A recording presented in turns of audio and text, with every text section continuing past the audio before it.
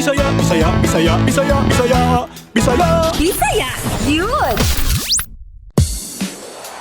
Atong tatatan.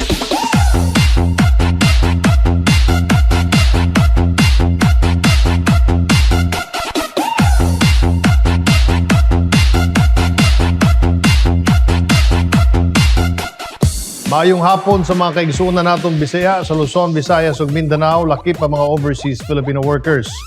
Ako inyong higala, igsuong Bisaya, Communication Secretary Martin Andanar. Kamusta mong tanan? 64 days na lang, Pasko na. Bugnaw na ang panahon, labi na sa kadlawon. Nag-usab na po ng klima, mag-adjust na sa atong lawas ani busa. Padayon gyapon ta sa pag-amping ha. Kayang COVID-19 gapa nga pay pagyahapon. Busa magpabakuna na. Aron merry ang atong Pasko ug atong bag-ong tuig. Karong hapon, bisitahon nato ang Industrial City of South, ang Mandaue City. Mga ka-BG, alina, tanaw nato og paminawon ang mga istorya sa paglaom na sigurado na aduna tay matun-an. Sa Bisaya Gyud, atong makauban sila Office of the President Asec Enriquez Veloso para sa mga bag-ong abli o natabangan sa Malasakit Center. Makauban sad nato si Sangguniang Kabataan Barangay Pagsabungan Chairman Joane Suson sa atong Operation Tabang. Atangi ang atong paghatod og food pack sa atong mga kaigsuunang Bisaya sa Itogon, Benguet. Puno sa serbisyo publiko, inspirasyon o good vibes ang among ihatod kaninyo karong hapon. Dali lang sa Bisaya Gyud na inyo pod mapaminaw sa mga RMN networks. DZXL 558 RMN Manila, DYHP 612 RMN Cebu, DXCC 828 RMN Cagayan de Oro, DXBC 693 RMN Butuan, DXRS 918 RMN Surigao, DXMB 648 RMN Malaybalay.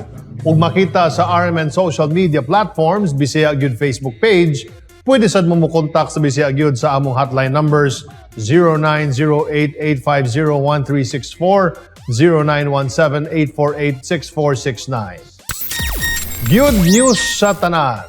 Sa mga gusto og load diha, aron do na mo'y magamit na pang-text, pang-tawag, o pang-data sa inyong online classes. Manghatag ta og 100 peso worth na load kini para sa pinakaunang 20 nga lucky winners. Napulo ka lucky winners sa Globe subscribers og napo ka lucky winners para sa Smart subscribers. I-text lang ang inyong pangalan o ang inyong address og siguraduha na kamo naka-like og follow sa atong Bisaya Gyud Facebook page. Unya, atangi ang mga load winners nato from last week's episode na ihatod ka nato ni Santi Lee Chavez, ang atong youth correspondent sa Industrial City of the South, Mandaue City. Like, share, and message na dayon. Magsugod na ta sa mga ratsada sa balita. Take it away, Jay. Sa Region 7, ang Department of Social Welfare and Development Disaster Resources Center nakadawat og 600 metric tons o 12,000 kasakong bugas gikan sa People's Republic of China nga gipresentar ni Chinese Consul General Jia Li. Ang gidonar na bugas ilakip og sulod sa family food packs na gamiton sa response operations ug suporta sa mga local government units karong panahon sa pandemya ug ubang pangkalamidad na mahitabo sa riyon. Sa Region 10, ang Department of Agriculture Region 10 mipahigayon og groundbreaking ceremony alang sa konstruksyon sa Lunukan Small Water Impounding Project nga nagkantidad og 18 million pesos niadtong Oktubre 14, 2021 sa Miglamin, Malaybalay City, Bukidnon. Ang maong pasilidad nga pagatukuron sa sitio Lunukan alang sa Lunukan Farmers Small Water Irrigation System Association Incorporated na makatabang sa mga mag-uuma sa pagpalugway sa ilang mga gialimahang luna sa agrikultura. Kini mohatag og panubigan sa dugang na 40 hektaryang luna na kaniadto sa 60 hektarya lamang ug kini mohatag og benepisyo sa uban pang mga mag-uuma sa dapit. Sa Region 13, ang lokal na pagagamhanan sa Lapas, Agusan del Sur nagpadayon silang suporta sa Executive Order No. 70 pinaagi sa paghatag og cash aid sa mga kani rebelde nga mikabat sa 160,000 pesos niadtong Oktubre 19. Anaa sa 32 ka mga kani rebelde ang nakadawat og cash aid balor 5,000 pesos tagsa gikan sa LGU Lapas isip reintegration assistance alang sa mga misurrender na mga rebelde na hingpit nang giabandonar ang komunista o terorista ang kalihukan. Ang gisulting mga former rebels kun FR kaniadto mga membro sa New People's Army nga voluntaryong misurrender sa 26th Infantry Battalion sa Philippine Army ug Lapas Municipal Police Station pinaagi sa pagsuporta o pagtambayayong sa Municipal Task Force ELCAC na gipangunahan ni Municipal Mayor Michael D. Lim kauban ng mga nagalain-laing mga ahensya sa kagamhanan. Bisaya Gyud! Bisaya Gyud! Bisaya Gyud! Dagang salamat, Jay. Mapasalamato ng usa ka inahan sa Lanao del Norte ni Presidente Rodrigo Roa Duterte ug Senador Bongo tungod sa tabang na kanilang gihatag sa Malasakit Center. Samtang ang probinsya sa Marinduque aduna nay Malasakit Center nga bag-ong giablihan. Alang sa dugang detalye niya si Assistant Secretary Enriquez Veloso. Maayong hapon kanimo, Asec Girlie. Daghang salamat, Secretary Martin, ug maayong hapon. Gilusad niadtong October 19 ang laing Malasakit Center sa nasod.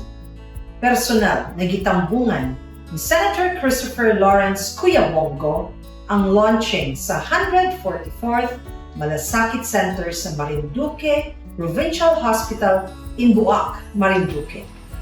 Uban ni Presidential Assistant for the Visayas, Secretary Michael Lloyd Dino, gitunol nila ang 3 million pesos na Social Civic Projects Fund gikan sa Office of the President.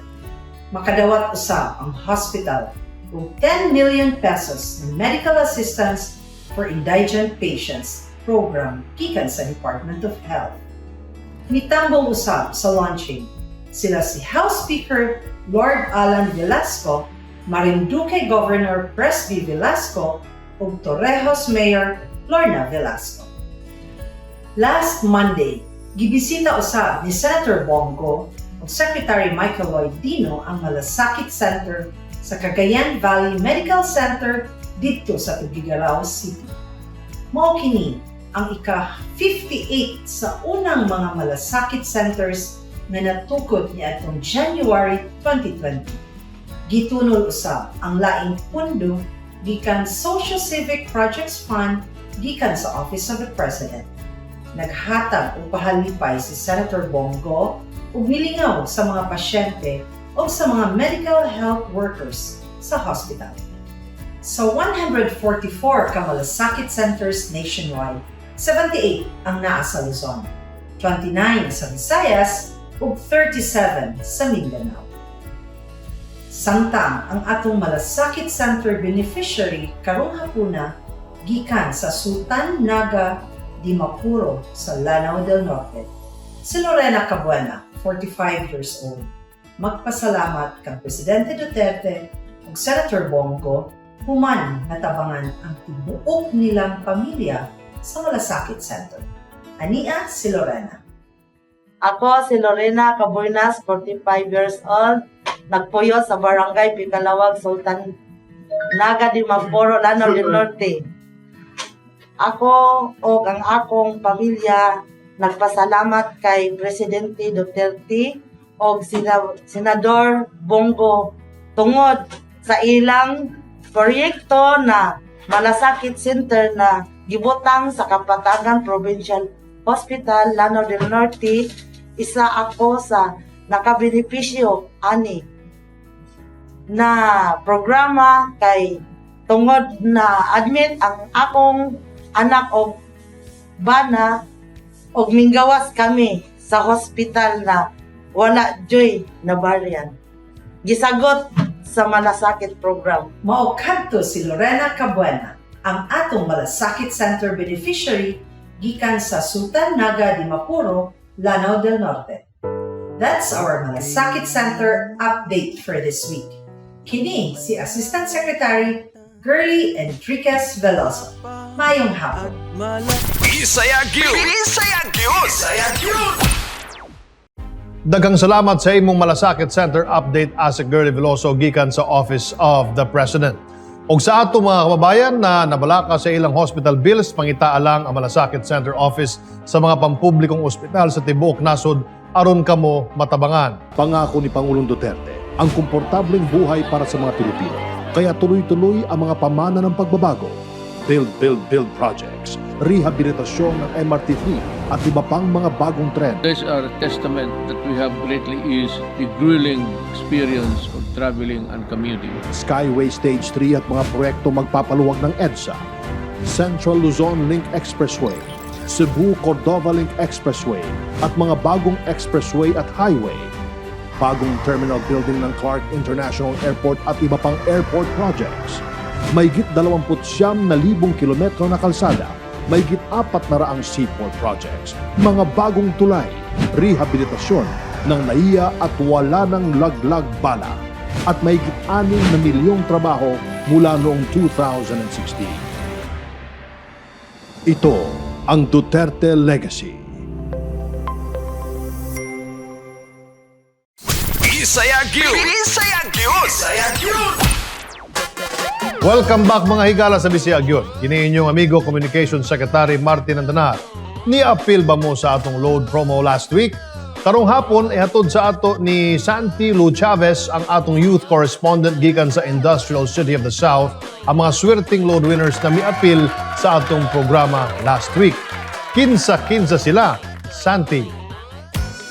Daghang salamat Secretary Martin ug maayong hapon sa tanang tigpaminaw ug tigtanaw sa Bisaya Gyud. Kini si Santi Lu Chavez ug ania kita karon sa Subang Dako, Mandaue City, Cebu. Karon atong ni-anunsyo ang atong mga winners sa atong load promo sa last week episode sa Bisaya Gyud. Ang una natong mananaog, she's from Cabanglasan, Bukidnon, Miss Gracelyn de la Peña. We have from Panabo City, Isagani Borja. We have from Cebu City, Jun Jumugan. We have from Bohol, Eileen Cinco. We have from Argao, Cebu, Albert Uyanguren. We have from Cagayan de Oro City, Toto Mahinay. We have from Calubi, Leyte, John Rel de Rama. We have from Dimasalang Masbate, Mark Di Matilio. We have from Misamis Oriental, Iris Jean Caga. And we have from Argao, Cebu, John Glenn Mier. Congratulations to our first batch of winners sa atong load promo sa Bisaya Gyud. And before we will continue to announce our second batch of winners sa atong load promo, don't you know that City of Mandaue was honored by the Bureau of Local Government Finance as top 9 in all cities in the Philippines in 2019 collection efficiency of locally sourced revenue. And Mandaue City is one of the nominees for the most business-friendly local government unit award for 2021. And that's because of the collaborative effort of all Mandauehanans, especially to our officials here in our city, headed by our Mayor Jonas C. Cortez. And para na mo daog sa atong load promo, mag-text lang sa numero nga naa sa inyong screen o e-text sa number nga 0917-848-6469 o 0908-850-1364.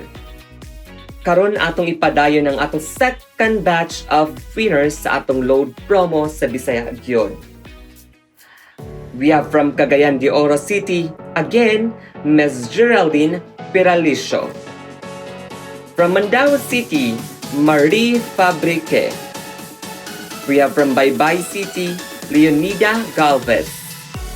We have from Oslob, Cebu, Lucia Mirambel. We have from Cebu City, Mar Erwayan Lariosa. We have from Danao City, Rino de la Cruz. We have from Dapitan City, Alced Velia. We have from Sabang Surigao City, Giselle Berondo. We have from Guadalupe, Cebu City, Leonisa Siaton. And we have from Surigao del Norte, Arcidilio Cagasan Riel. Congratulations sa our winners sa atong load promo sa Bisaya Gyud. And I encourage everyone to like and share ang Bisaya Gyud Facebook.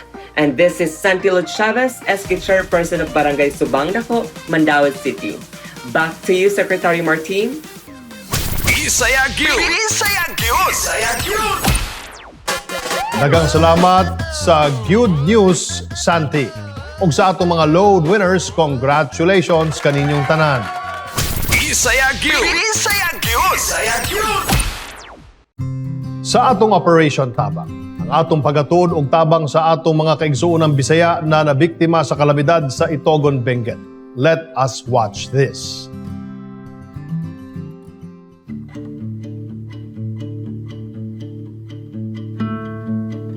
Ngayon po, ang Bisaya Gyud po ay sariling kumikilos para po magbigay tulong sa ating mga kababayan. Actually, hindi lang ito sa Sitio Luneta, pati rin po sa mga ibang lugar katulad ng Region 7, 10, and 13. Tayo po ay palaging nagbibigay ng tulong dyan. Sa tulong na rin po ng ating mga kagrupo sa Bisaya Gyud, tayo po ay nakakakalap ng pondo para po makapagbigay tulong sa ating mga kababayan na nangangailangan. Meron po tayong isang resource person na ating nakasama rin noong nagbigay tayo ng tulong nung bagyong Ompong noong 2019 o 2018. Kaya siya po ang nagsabi sa atin na itong sitio Luneta sa Barangay Luwakan ay na-isolate. Kaya ngayon po ang problema po nila ay ang makakain. Noong umaga kasing yun, medyo ambon-ambon lang po. Kaya walang any nervyos na pumapasok. Kasi sa amin dito, pag umuulan ng malakas, talagang nagbabakwit na yung iba. Pero yung araw po na yun, mahina lang po yung ulan. Tas nung alauna na yan na malakas na hangin, malakas na ulan na. Tapos biglang lumakas po yung ilog. Yun na po. Tapos nung gabi na, nawalan na po ng kuryente. Tas alas 7, biglang nahulog na po yung mga bahay-bahay dyan, yung 4 na bahay. So, mga 4 po yun eh. Isang mill, tapos 3 bahay. Tapos yung iba, crack-crack na po siya. Tapos yung iba, pumunta na po sila dito sa church, tapos dito po sa multi-purpose store para sa safety po nila. Malaking pasasalamat po sa inyo, sa Bisaya Gyud po sa ipinarating yung tulong dito sa amin sa Luneta. Malaking tulong na po ito sa amin, lalo na kabubukas lang po ng kalsada at 5 araw po kaming isolated dito. Thank you po sa maraming pong salamat sa inyo. Yes po, pag meron pong nangangailangan, pwede naman po kayo mag-message sa Facebook page ng Bisaya Gyud upang malaman po natin ang mga hinaing ng ating mga kababayan. At patuloy po kaming tutulong kahit saan po sa ating nasyon.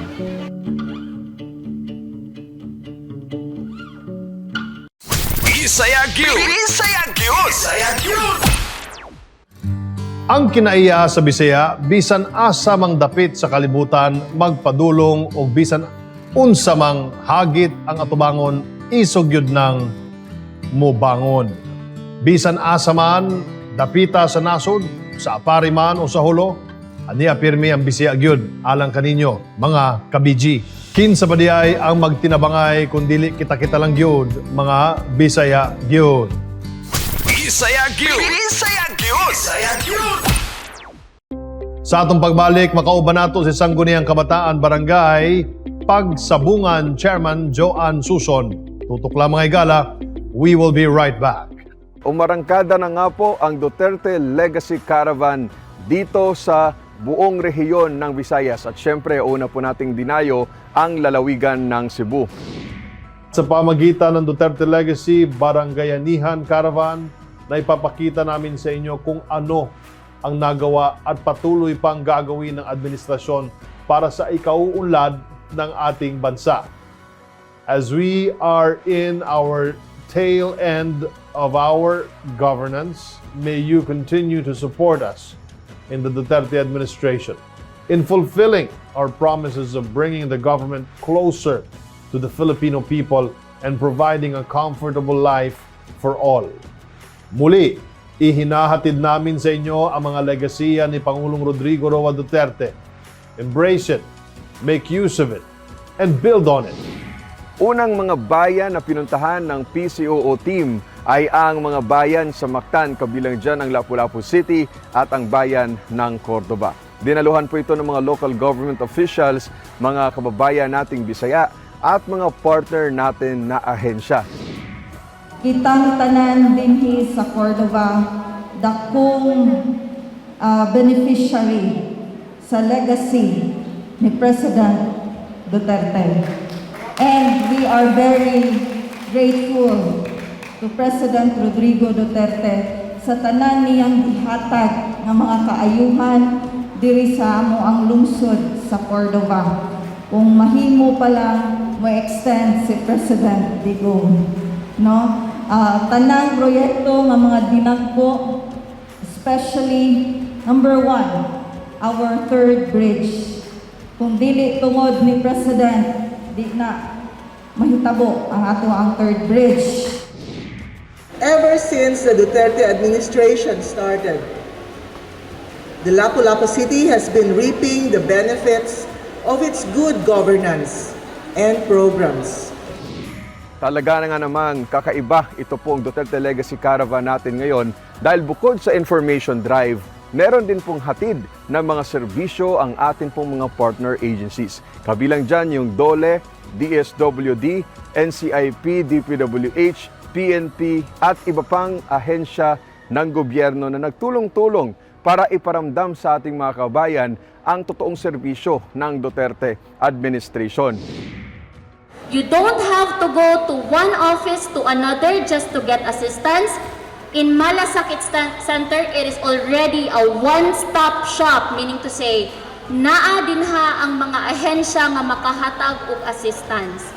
Dili na masayang imuhang adlaw, dili na ka magsayang-sayang og kwarta. You just have to go to that Malasakit Center, then you will get and avail that assistance. Marami po ang ating ding mga benepisyaryo na nagsalita kung paano nga ba nagbago ang kanilang buhay sa ilalim ng Duterte administration. Isa sa mga proyekto na talaga namang ipinagmamalaki ng Duterte administration dito sa lalawigan ng Cebu ay ang pagtatayo ng isang build project. Ito po ay ang Cebu-Cordova Link Expressway. Anumang araw ay mararamdaman na po ng ating mga kababayan dito sa Cordova at sa Lapu-Lapu at maging sa buong Mactan kung gaano nga ba kalaki ang epekto ng pagtatayo ng SICLEX sa kanilang mga kababayan. Napakahalaga at napakalaking bagay talaga nating mga taga-Cordova itong third bridge na nag-connect the municipality of Cordova and the city of Cebu. Kung sa una, siguro mo take of 2 hours ang atong pagbiyahe gikan sa Cordova paingon dito sa Cebu City. Unya karon since hapit naman ni mag-operate ang ato ang third bridge, akong tanaw within 10 minutes from Cordova going to Cebu City, kuan na dito. Dali na lang tayo through this bridge. Marami rin pong mga programa at mga benepisyaryo ang nagsalita kung paano nga ba na bago at talaga namang yumabong ang kanilang buhay o umangat ang kanilang buhay dahil sa mga Duterte legacy. Grabe kaayo ang iyang gihatag sa mga kabos dinhi sa ato ang barangay sa Pahok, kinatibuk-an sa Lapu-Lapu. Grabe ka mga pobre ang ato ang mga tao sa dihang migawas kini ang mga programa ni Mr. President ang mao ang malasakit. Grabe kadaghan nga mga kinabuhi nga atong naluwas tungod sa ato ang presidente. Daghan kayong salamat, President Roa Duterte, sa walay pagduha-duha nimo nga nimpirma sa batas sa programang pantawid nga gihimo jud mo og balahod, imo jung gipirmahan. Secretary Martin, ngayong araw ay ang City of Talisay naman ang dadayuhin ng Team PCOO at ng iba pa nating mga partner agencies para iparamdam ang Duterte legacy. Mula dito sa Cebu Province, JV Arsena, PCOO. Bisaya Gyud! Bisaya Gyud! Bisaya Gyud! Welcome back mga higalang Bisaya sa atong mga kaigsuunang nakumbati sa pagkakugi karong panahon sa pandemya sa atong mga banggiitan na mga tindir ug tindira, mga driver ug sa tanang mga frontliners. Mayong hapon kaninyong tanan. Sangguniang Kabataan, free printing service. Usa lang sa mga programa sa Sangguniang Kabataan sa Barangay Pagsabungan aron suportahan ang ilang mga estudyante. Aron natong may balaan ang ilang mga pamaagi para maka-avail ani ug sa uban pa nilang mga programa atong makauban karong hapon si Sangguniang Kabataan Barangay Pagsabungan Chairman John Suson. Mayong hapon kanimo, Joane. Mayong hapon, Sec. Mayong hapon sa tanang viewers nato karong hapon na. Joane, unsa maning programa para sa inyong mga estudyante ug unsa sad ang ilang buhaton aron maka-avail aning inyong libreng printing service? Ang kining program among gitawag og free printing program. So na amo ni siyang napasugdan karon tuiga. So bali ang mga batan-on sa amo ang barangay mag-submit lang sila og email, so mga PDF or Word file sa ilahang ipaprint na mo consisting of 75 pages per youth per month. So mo refurbish mo return siya to 75 ika next month na pod para maka-avail gyud ubay-ubay nga mga batanon diri sa among barangay. Amo ning na-come up nga program kay hingi tungod sa kasagaran sa mga students karon kay wala man tay physical nga classes, so natay ginatawag nga practical researches or modular kasagaran sa mga student nilabi na sa amo ang mga estudyante diri sa amo ang barangay. So lukop ni ini programaha magpaghatag og libreng printing serbisyo isip sa mga batanon diri sa amo ang barangay. Og usap sad ani aron kuhaan po ang ilang galastuan sa ilahang pag-eskwela o makaabag sa ilang pagtuman sa ilang mga pangandoy. Joane, hinay-hinay na ang pagpadala og COVID-19 vaccine alang sa mga kabatan-unan edad 12 hangtod 17. Unsa nga pangandam ang inyong gibuhat aron maingganyo sila tanan na magpabakuna? Daghan jud mi og mga gipangkuan sad sa mga batanon nga maingganyo sila nga magpabakuna kay sa isip hulagway kami sa mga kabatan-unan diri sa amo ang barangay. Ako ang council majority gid namo sa akong mga konseho nakapavaccine na gid ming tanan. And then kabahin sad aning COVID-19 no, ako sad di ay isibya sa makadiyot nga ang atong konseho diri sa atong barangay nakapahigayon jud kami og pagpanghatag og mga COVID-19 prevention kits o ginatawag ni namong hygiene kits. Pag last year nakahatag kami og 2,000 ka kits sa 2,000 ka batan-on diri sa among barangay og karon tuiga nakahatag sad kami og second batch nga 500 ka hygiene kits. So sa total aduna kitay 25 ka nga nahatagan na ini abag sa pagdumili sa pagtakap aning pandemya or kansa nga virus na atong gikuan sa karon sa COVID. O karon lang pag last week nakakuan mami for next year's programs. So nakakuan sad mi og program for ang among ipahigayon ang information drive for COVID-19 vaccines. Diin magpahigayon kitang webinar mahitungod sa angay natong may balaan sa vaccine ug aron usab matagaan og tubag ang mga kaligutgot og mga pagduha sa atong mga kabatan-unan ug usab ang atong konseho gamit ang atong official Facebook page wala sad malimot sa pag-share og mga impormasyon gikan sa DOH kabahin niini. Joane, can you share to us kining inyong mga programang gimugna aron malikay o mahilayo ang inyong mga batan-on sa illegal o daotang bisyo? Aduna kami sa kanang mga nga forte sa kuan sa ato ang about sa paggamit sa dili maayong mga buluhaton o para mahilayo pod sila sa mga illegal or unsay mga buluhaton nga dili maayo sa atong mga kabatan-unan. Aduna kami mga program nga ay gipahigayon para nila. So last June nagpa mural painting ni giubanan sa among barangay. So in partnership namo sa among barangay nga aktibo pod kayo aning mga butanga. So nagpa mural painting mi ang kanang mural painting kay nagkuan og napo ka groups unya naami 30 ka mga batan-on nga ni participate. So naka-focus di siya sa unsay mga bati o mga disadvantages kung sila mosulod anang mga illegal or mga daotang bisyo. Aduna sad mo'y programa regarding gender equality. Can you tell us more about this? Yes, Sec. Nasad may mga programs for the LGBTQIA community. So last June 27 nagpahigayon mi og seminar nga gipanganlan na mo gender sensitivity seminar. O kani gitunghaan sa mga kabatan-unan o gilabi na sa LGBTQIA community. Unya pag last July 4 gipahigayon namo nagselebrar mi sa ilahang LGBTQIA Pride March. Diin kami tanan kayugan sa LGBTQIA community nagparade mi tibuok barangay. Kumusta po ang inyong pag-aghat sa mga kabatan-una na magparehistro labi na karon nga extended ang voter registration hangtod katapusan sa Oktubre? Kabahin ana Sec, always me gina-share namo ang mga kanang unsay mga gipang update sa amo ang COMELEC diri sa Mandaue City sa among FB page o sa amo sa mga personal account sa Facebook amo nang gina-share sa amo sa mga kasilinganan nga katong mga wala pa na rehistro sa amo tatong mga batan-on nga nag-edad og 18 nga pwede na makabotar amo gina silang gi-encourage nga magparehistro.